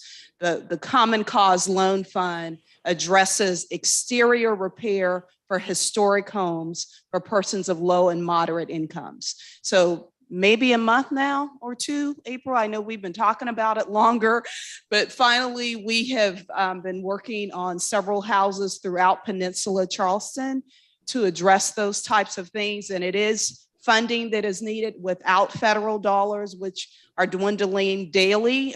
Every time we get an allocation, it's a little bit less in those key areas, but that funding does exist. At our next city meeting, we will bring to you that budget for 2022, 23, again, to help those residents who are low and mod address the repairs on their homes. Right now, April's eagerly awaiting applicants for the Common Cause Loan Fund. $60,000 can be allocated towards exterior repairs on historic homes. So that'll help some. That's not a full answer to all of the concerns, but that is mechanisms that we're trying to create to address the problem. Mr. Chairman. Councilman Waring? Yeah, thank you. Listen, I can't tell you how proud I am of my colleagues on council, Councilman Saccharin and Appel, on what they've said. It's just a fact that expansion of the historical district exacerbates gentrification. And go to the census tracts. As a matter of fact, go to the census tracts when the historic district stopped at Calhoun Street, south of Calhoun Street, and just track every 10 years as that district expanded northward, how the African-American population dissipated. It is a direct cause, it's not minor. These gentlemen are I could not have said it better myself. I'm looking at it. Go up to Hampton Park and find Moutrie Street on this map. At Moutrie and Rutledge, it's in the little yellow spot. In 1986, I was 31 years old. There's a two-story office building there that I built. Council members Appel and Saccharin, as a 31-year-old young business person, I represented myself before the before the Planning Commission, before the Board of Adjustments, and in front of TRC. I represented myself. I couldn't do that today. I'd have to hire an architect. I'd have to hire, in particular TRC, an engineer to do that. Personally, I'll never vote to expand, do any more expansion. If you look at the kind of yellow area, I see Cunnington Avenue, which is going to be coming in front of us for upzoning for 10, 12 stories for hopefully eventually affordable housing. Can you imagine the additional cost if that yellow portion went northward of Cunnington Avenue just to develop the affordable housing, which is going to be a serious challenge now with it being out of the district. If that were into the district, I've said this before, if you bring this West Ashley, you have a war. You just literally have a war. We have begun to lose a culture on this peninsula as a result of preservation. So I'm a big fan of preservation, but to not acknowledge that you're going to create a caste system. When I served on the tourism update management plan prior to Mayor Rowley's retiring, I felt like, what do you want me on there for? I live West Ashley. Well, there was a group of ad hoc committees in that bigger committee. And there was a proposal that came forward to put Philip Simmons type gates at Meeting and Broad on the south side. The gates would be open at 7 o'clock in the morning and the Philip Simmons gates would close at 7 o'clock at night. And I told the lady when it came forward, I said, "Madam, you do understand that Meeting Street belongs to all of us." That lady looked at me like I was from Mars. They truly wanted to get a gated community on Broaden Meeting. Fortunately, that didn't pass. But all I can say is go to the census tracts, look at as the historic district has expanded northward, and look at how the population has changed from a demographic standpoint. And the census tracts will bear that out. Charleston was very unique in that you had African Americans living all over that peninsula. It wasn't just on the east side of town. And some of the area, you go down to Mars Street right now, it was a business district. Martin Luther King Jr. used to stay on the corner of Mars and Felix Street. You had Brooks Hotel in that vicinity. That's where during the days of segregation, Martin Luther King, when he came to town, would stay. I dare say you can't find any evidence of that today. And that happened on the historic preservation. All that stuff was bulldozed down. So my goodness, don't bring this West Ashley. Yeah. So anyway, these gentlemen are right. When it comes to energy efficiency, I heard all the talk about the single pane 2/2 and all of that. How do you keep up with energy efficiency by preserving the inefficient windows that are there? That's a question for the presenter. The questions about energy efficiency. Right. So in the new policy, we could have the option for double pane windows. So, instead of a single pane window, we could have a double pane window with a true mutton and a spacer bar so that it looks like these are divided light glass. I would also, I think there's another avenue to at some point dive down in. Excuse me for interrupting. So that's not in the policy now? So, and it is in the policy for category 4 and not rated and not categorized. That's why we're here for feedback, is to kind of fill out, do we have this right or not yet? And I think I'm hearing, that's something that we want to, energy efficiency and double pane windows is something to think about. We actually don't have that tagged, but, and we think when we think about the quality of the window, if it's a new purchase of a new window instead of a repair, I think that there's also, I don't have this prepared, but the cost of new windows, the cost of maintenance, the cost of replacing new bad windows in 15 to 20 years versus windows that last. There's probably a lot of data that we could pull together and look at things in the longer term rather than just replacement and repair costs. We're talking about home maintenance over several decades. We need to think about what do different types of windows buy and how much time do they buy? It's something that I don't have data on right now, but something to think about. Okay. Thank you, Mr. Chairman. Yeah. Councilman, you finished? Yeah, I am. Thank you. Okay, thank you. We can move on. 5. That's the initiative to establish a program for preservation of Ayers property. Number 6. Number 6. I'm sorry. I'm getting all confused myself. Number 6. Ms. Stevens, come on up. Yes, I do.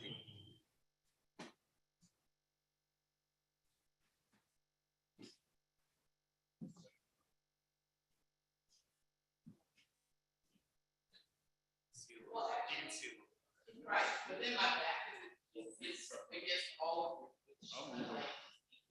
Faces.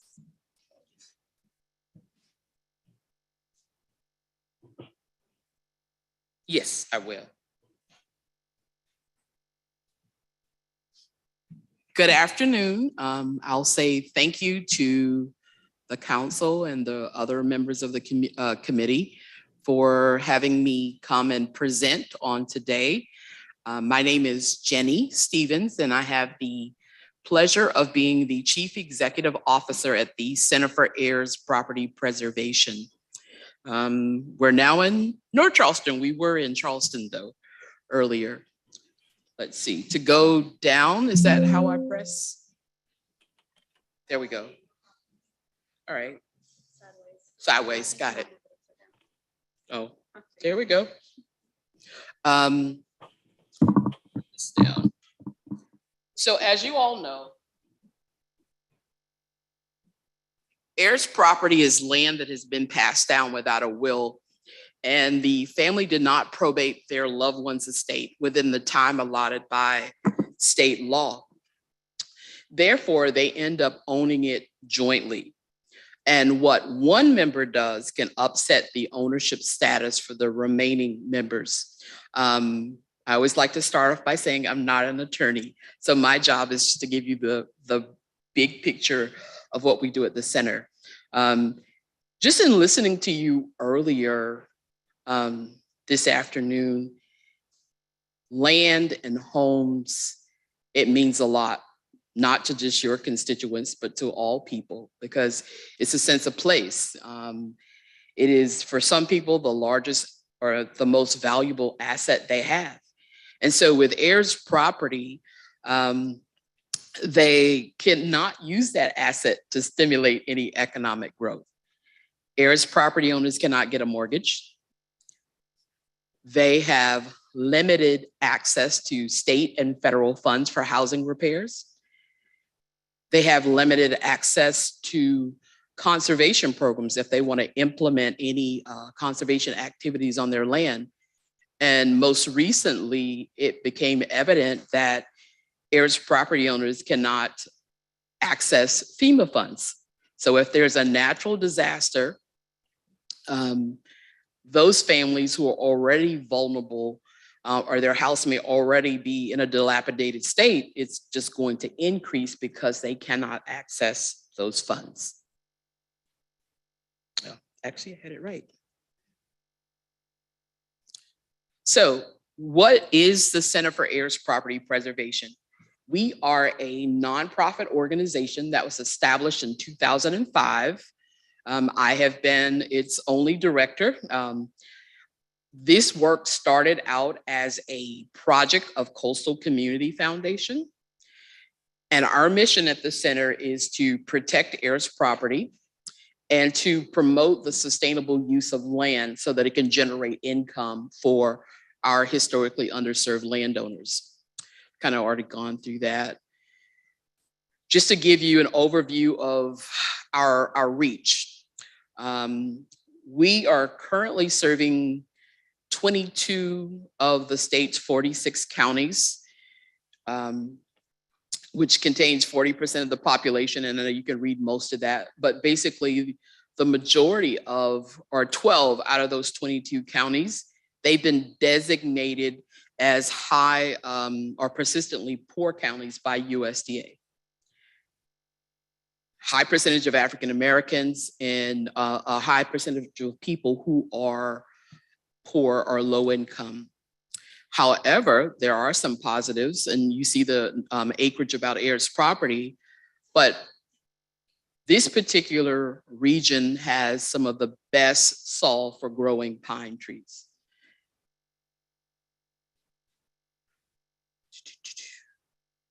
So you might wonder, well, what have you guys done since your inception?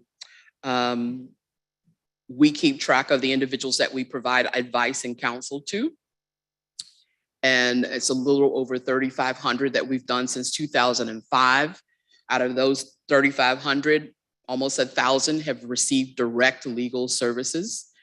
And we began drafting wills for individuals in 2009. And we primarily did it through our wills clinics, which I'll talk about a little bit later in a few seconds. And then in 2013, we started a sustainable forestry program. So and specifically, it's for African-American families who own at least 10 acres.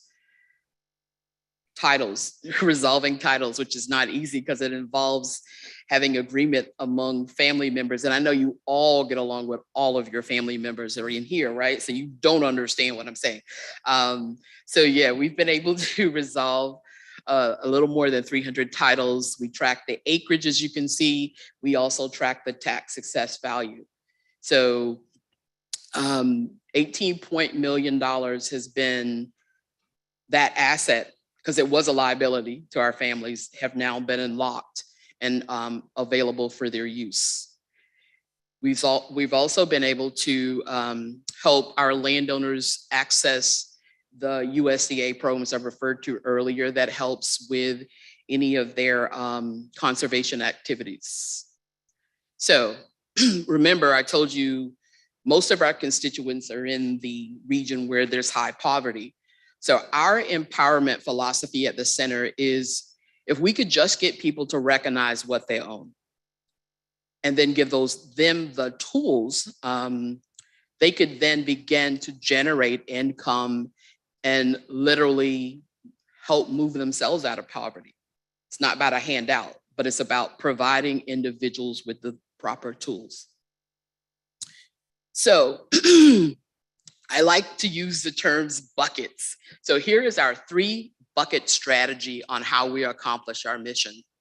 And I think you're probably more interested in the first 2: prevention, resolution, land utilization. Prevention in the sense of preventing the growth of Ayers property and reducing the loss of, preventing the loss of land, loss of Ayers property. Resolution is exactly what it says. We're helping families to fix it. So I'll even break it down more. Keep it, fix it, use it. That's our strategy. So with the resolution, and I'll get into a little more detail, and then finally land utilization and in providing those tools to families. So in our prevention bucket, we conduct a lot of educational seminars. For us, education is the primary tool that we offer landowners because we want them to make informed decisions. It's not about us telling them what to do. It's about giving them the tools and allowing them to make the decisions. So initially, we started out with just the lawyers going in the community and conducting those educational seminars. But when we started our forestry program, we realized that they work very well together. So now we've combined our legal and our forestry into one seminar. And then I talked earlier about wills. Yes, you can come into the office and get your will drafted, but we also offer a tool we call the Wills Clinic. In the past, when our staff was fairly small, we enlisted the assistance of pro bono attorneys. Most of those clinics are done on weekends. As a matter of fact, I think we did one, I'm probably going to pronounce his last name wrong, Councilman Shaheed. Yeah, we did one in his district. Probating, if land is the major asset of the deceased individual, will help their family probate their estate. You really won't do a lot with HP clinics because it's more of our rural areas. That's just a way that we, everyone has to build their reputation when they're going out and people don't know you. So right after the educational seminar, we would allow people to sign up and receive advice and counsel right then, because we know they may not come back. So that was the point of that. And just, basic deed consolidation. With resolution and in the state of South Carolina, you're allowed 10 years to probate your loved one's estate. After that time, it's a little more complicated. You need a little more lawyers on your team. And I think pretty much in listening to a lot of you and knowing some of the land in the city of Charleston, most of your constituents are probably going to fall in that resolution bucket, where there's 2 key things to resolving Ayers property. That is knowing the family tree of the deceased individual whose name is on the deed and family agreement. So I laughed about that, but it's really key. Unlike for-profit attorneys, our attorneys are not going to take a case to court where there is not family agreement, because increases the opportunity for the land to be lost. So it takes us a little longer because our job is to herd cats basically and bring people together. So those are just some actions under the resolution. We do a lot of outreach and education. It's about hanging out where the people are. People don't trust you if they don't spend some time with you. And that has been our model since our inception, and it's one we continue to keep.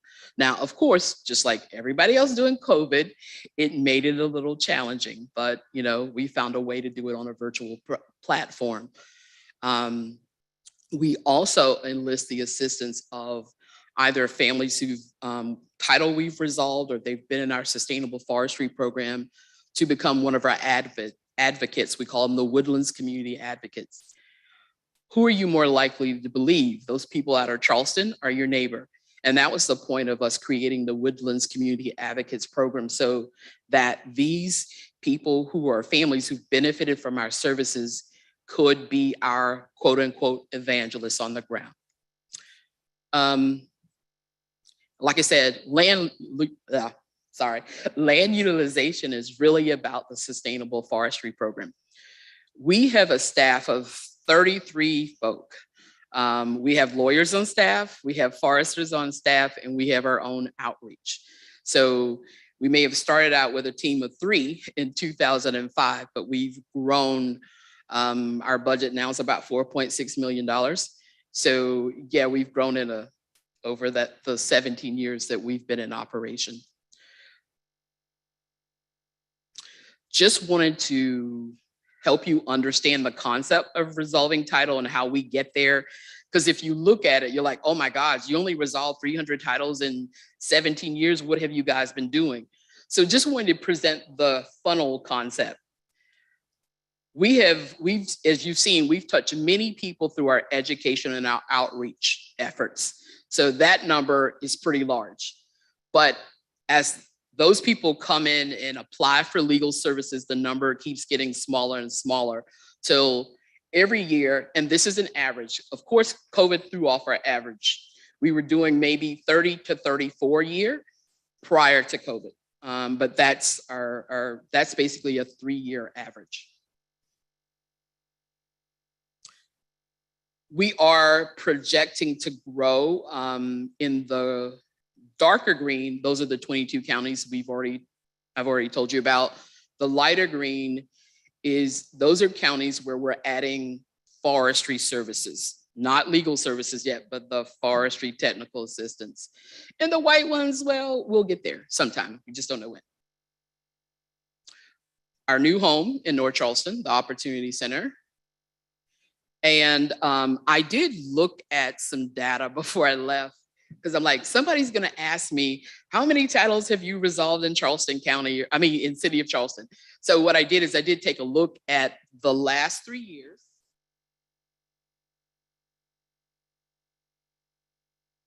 And basically about 13% of all of the people who came in our office were from they had city of Charleston zip codes.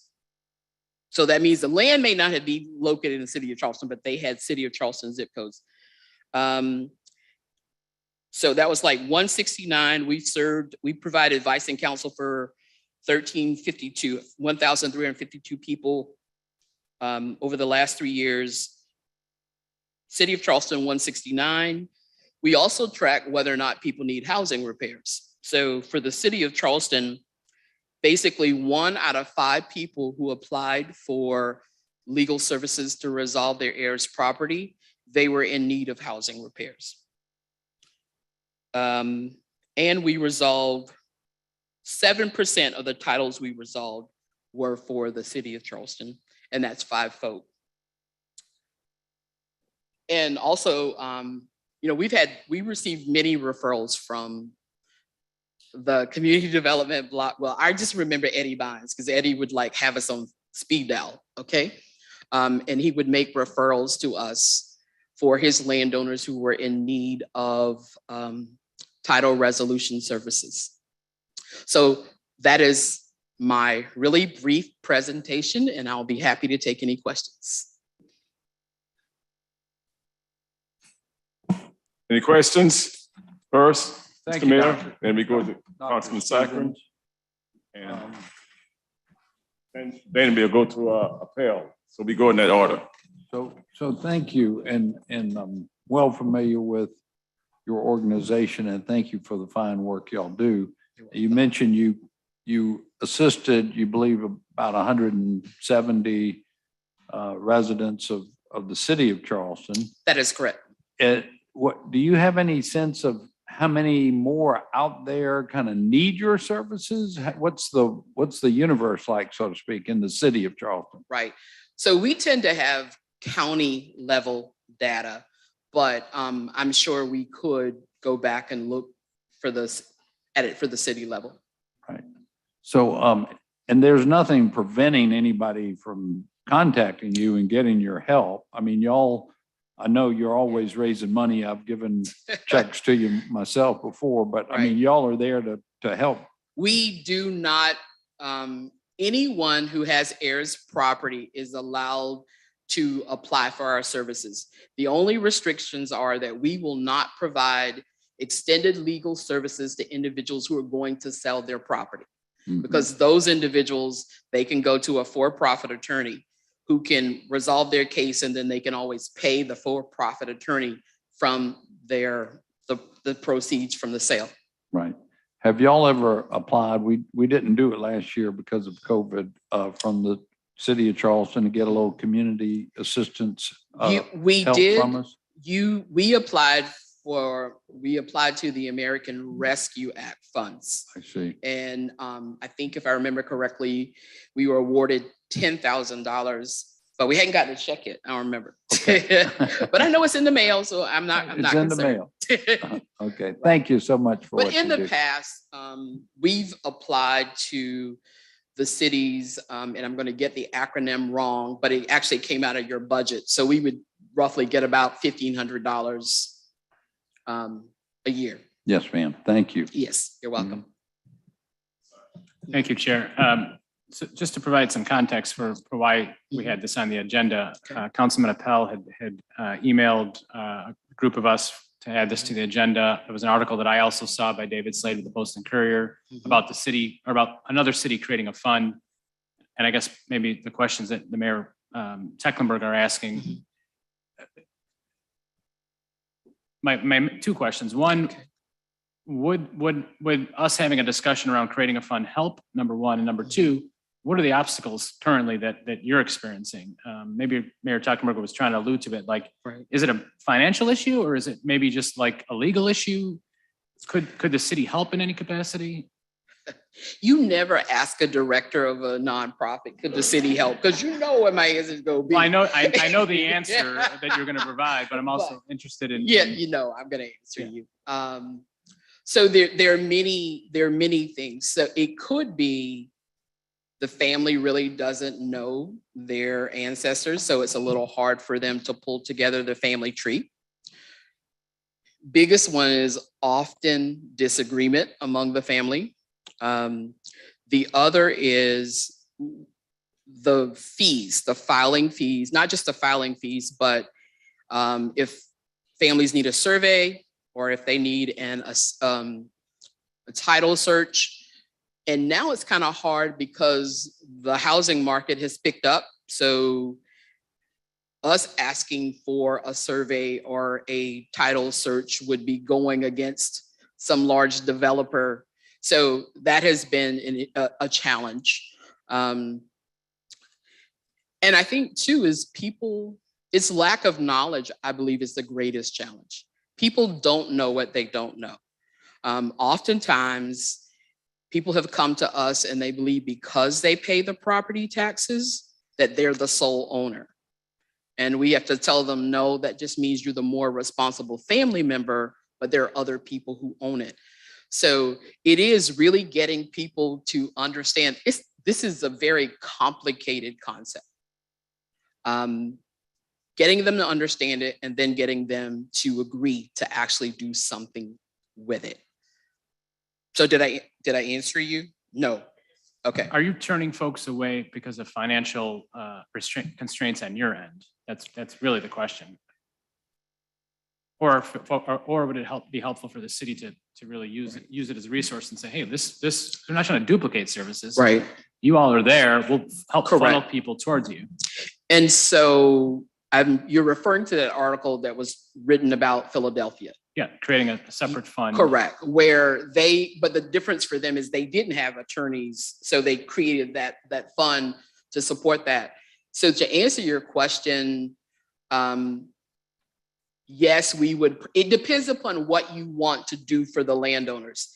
If you're saying, we just want you to provide advice and counsel to them, then no, we don't need any extra money for that. But if you want us to spend dedicated time in helping them resolve the case, that we would need to cover the cost of an attorney. Okay. And then any filing fees, because as I said, you're basically asking someone who's on a fixed income to pay $2,000-3,000. That is very helpful. I think Councilman Appel had a question as well.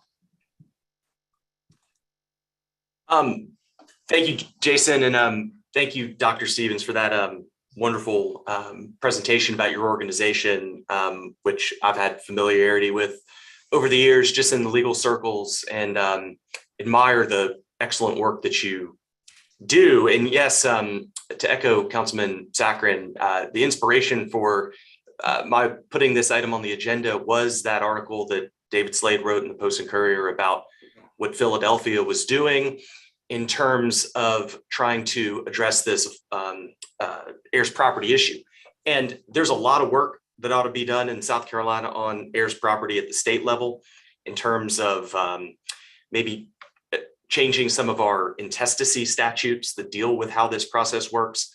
Right. There's probably some things that can be done at the county level in terms of how property tax bills are sent out and how the proceeds from tax sales are handled. These are all issues that are outside of the city's ability to change. You know, we occupy the cheap seats in the hierarchy here, but there are some things that perhaps we could do to help your organization and folks on the peninsula and off the peninsula that have heirs property issues. And, you know, what caught my attention in the article was the idea of establishing a fund to help make this happen. And I think part of what we're having today is a little bit of like a hearing of sorts to try to understand whether this is something that will actually make a difference in a positive way.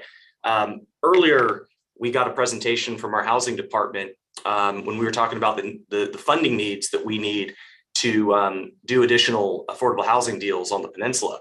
And I wrote down this figure from the presentation, $59,000 per unit. That's currently what it costs the city of Charleston right now to subsidize a unit of affordable housing on the peninsula. If we can help an African-American family keep their property on the peninsula and avoid another heirs property related tragedy for $5,000 to hire an attorney for that case, or maybe even $10,000 for that case. You know, you can see how the economics of this start to look pretty attractive, and we deal with a limited funding stream, obviously. And what I'm just trying to get at is if there's an opportunity to create a program here that we can use to provide some money from the city, maybe through our fee in lieu fund or some other revenue stream, to basically help your organization that has all the expertise and knowledge and understanding, you know, just expand its role and expand its services to City of Charleston residents. And of course, there'd need to be a thorough vetting process to make sure that, you know, the funding is allocated appropriately. You know, this is not to clear title to sell off to you know, a hotel developer or something like that. We do that already. Oh yeah, there's that market is thriving, and I'm very familiar with it. But this could be something perhaps where, you know, just like we did for our, you know, ADU ordinance just now, where, you know, you don't have to put an affordability restriction on the property as a default, but if you take money from the city, some strings are attached with it, and perhaps we could structure this grant program in a similar way, that if you take the city's resources utilize the center's expertise. You know, the properties, the expectation, you know, the enforceable expectation is going to be that the property stays in the family's hands. And, you know, we're talking at a very 10,000 foot level. The sole purpose of my putting this on the agenda was just out of an interest of, you know, neat idea was in the newspaper, and I wanted to see if we could connect the dots here and fashion something unique for Charleston that works for us and our community to, you know, this is not going to solve all the problems, but just like we do with stormwater, you know, a lot of times it takes 20 different small things to make a big difference. And this could be just another one of the tools in our toolkit. So that was really the motivation behind this. And if my colleagues think that this is something worth looking at further, and of course, Dr. Stevens, you know, this has to be a mutual two-way street here. I mean, you know, we obviously want to get your feedback in terms of how to make this work. I think we ought to spend some time and keep looking at it. So thank you all for the time. You're welcome. Yes, it would, if you wanted us to dedicate our time or the attorney's time to the city of Charleston, of course, we would need resources for that. Because we're also in the process of helping a couple of other states create their own Center for Ayers property. So yes, we're open, available, and thank you for all of your support that you've given us in the past. Mr. Mayor? I just wanted to thank Dr. Stevens again, and maybe just suggest in the mindset of keeping it simple, that you take a look at the numbers to see what kind of need is there among our residents. And I would just say, I mean, y'all do a great job. I think we all agree on that. And I think we would present you a concept. You know, I think in the future, if you had a grant request to the city and you were able to specify X number of citizens that you wanted to help or you have been helping, it would just, it would add a lot of favorability to our approval of any requests you might have of us. So it might be a good thing to do and easy without us having to recreate the wheel, since you already do a great job to start with. Thank you. You're welcome. Thank you again. Very much. Do we have anything else to bring before the committee? So we now adjourn.